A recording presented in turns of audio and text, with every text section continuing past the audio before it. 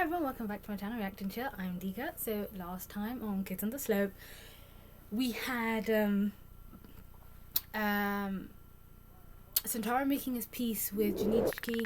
They made up. Junichiki himself made peace within himself from the guilt he had felt.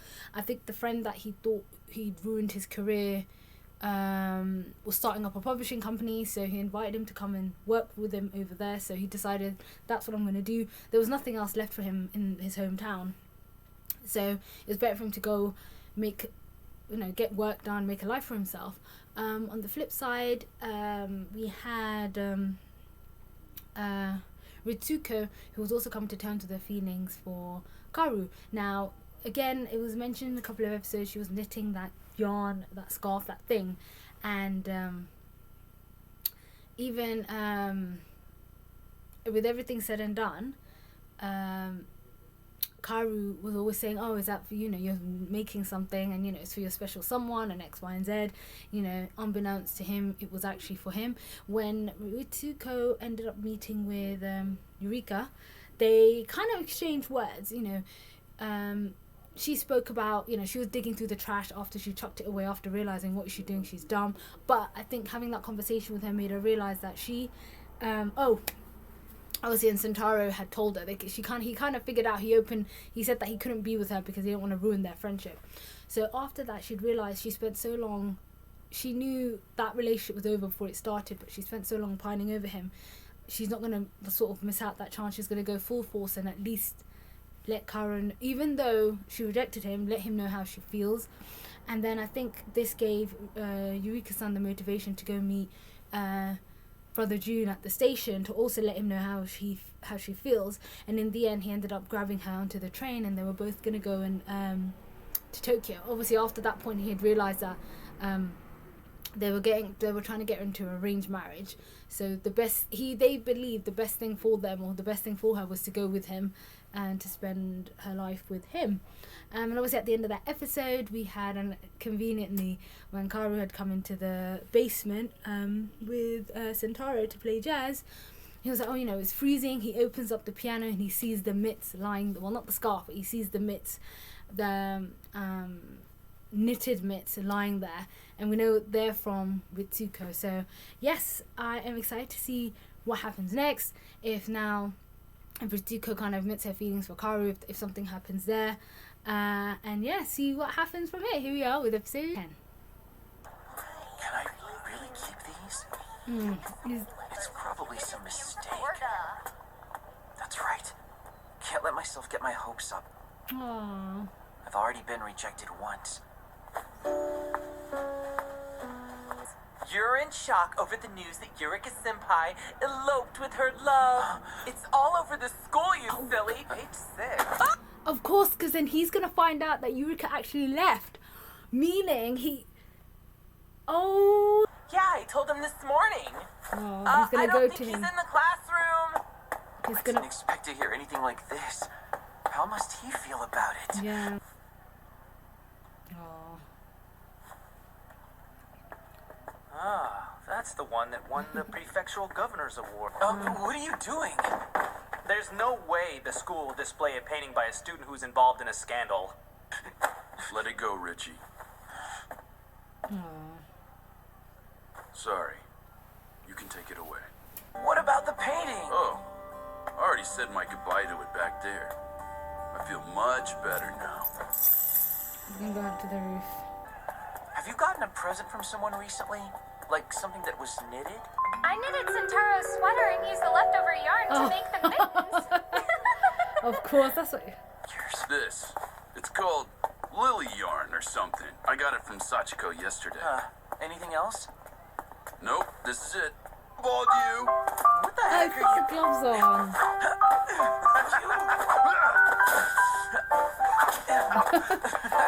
That's sweet. Get it. By the way, these are really warm. Thank you. Aww. What are you doing? So tell me, what university do you want to go to? I'm still thinking. I haven't decided yet. Wait, what did you just say? Alright, it all comes down to the next makeup exam. Start with these basic problems. What are you going to do if you fail this? Oh, I'll just quit school and get a job. You must be joking. It ain't a joke, dude. I'm not gonna let you flunk this test.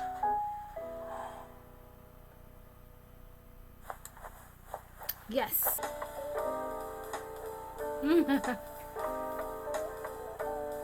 Owl driver, dude! Look out! You look really happy when you're surrounded by children. It's so heartwarming to see that. Where'd that come from, dude? Chica wet herself. Wet herself? Oh. Sachan, Huh? you're out of soap, right? Oh my god.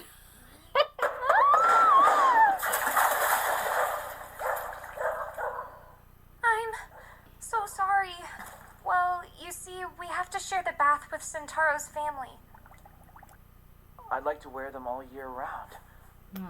Why did you give me those mittens? No. Huh? What? He Why? needs to know. Why to me?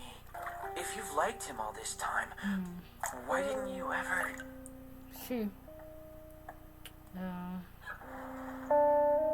I'm going home now.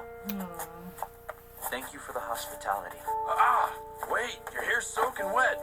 You'll catch cold, bro. It's enough! Well, see you tomorrow. He asked legitimate questions. But I couldn't get it out of my mind that she probably still has feelings for him. And come to think of it, I haven't seen Richie Rich lately. What's up? The day before yesterday, he passed out in class. He had a really high fever. Look at it. Huge, ain't it? That's Richie's house. Yeah? All right, go on. Thank Oh. Richie for me, for helping me study. That's... Is your fever down? Yeah. Sorry to make you worry so much. These are for you. Eat them if you're up to it. Oh, thank you. Sentaro bought them. Richan, he came here with you, didn't he? It makes sense. You two have been together since you were little. There's no way I could be a match for him. Strong and built and so handsome. He even takes my breath away once in a while. I knew it! I'm sure at one point during the melodrama, Kaoru was literally fighting for Sentaro's affection. Don't you like me anymore? Or is it... you just don't have any confidence, so you're trying to keep your distance? But if it looks like you don't have confidence, I have a feeling I'll lose mine too. Oh my god. Richan! Kaoru-san! Richan, let me tell you how I feel about you one more time. Oh. I love you. Richan. Richan, Please be quiet! Your relatives can hear your every word! Don't care? let them hear. But I hope you don't catch my cold. I don't mind at all. His aunt's gonna be standing up. Oh. Oh! I want to touch. Touch what? What did you hear? I just got here. Did you hear anything? Like what? Nothing! The Olympus has thrown down the gauntlet. What is this? In the most anticipated event, the Olympus is going to win at this year's festival. Ooh. You two are gonna perform in the festival. Are we? We start with Monin to fire up the people that Yes. saw us last year. Their minds will be blown. But then we move into some other songs that we want to play. Got surprising news. Dad says he's coming home. This way the whole family can live together. See, our dad, who was working far away, is coming home tomorrow morning. It's been so long. You're old enough to remember how scary and violent Dad was when he was drunk. But don't worry, Sachiko. It's not her I'm worried about. I'm more concerned about you, Houston. Dope! What are you looking so serious for? Say what? Richie, I'm sorry for lying to you. I was looking forward to the festival too. I wanted to perform. Take care. He's leaving? Oh. That was episode 10. Oh, that was such a roller coaster of an emotional episode, and especially what happened towards the end. We start off with the news breaking out about Eureka leaving or being involved in a scandal, so she just basically ran off. And I really like the fact that even amidst the confusion Kaoru was going through with getting the mitts from Ritsuko, he was still very, very much worried about Sentaro, you know, even with the whole picture thing, and he could see it. And I love the fact that even Sentaro called him out on it. He's like, you know, you're being so stupid. And I really do like how the relationships come so far, that to the point that he does worry him a lot. It's clear Kaoru has a lot of not emotional, but he feels a lot for Sentaro, and he cares for him, especially what happens with his feelings, and especially how he knew what Eureka meant to him. So I like the fact that once he finally acknowledged the mittens with Ritsuko, he still had his doubts. He thought that maybe she still likes him deep down, and I think it was just his own. He didn't want to be burnt twice. So, like, you know, fool me once, shame on you. Fool me twice, shame on me. Like, you know, why would she actually even question Sentaro about did you receive anything? And he was worried that this essentially was building his feelings up, but that wasn't the case.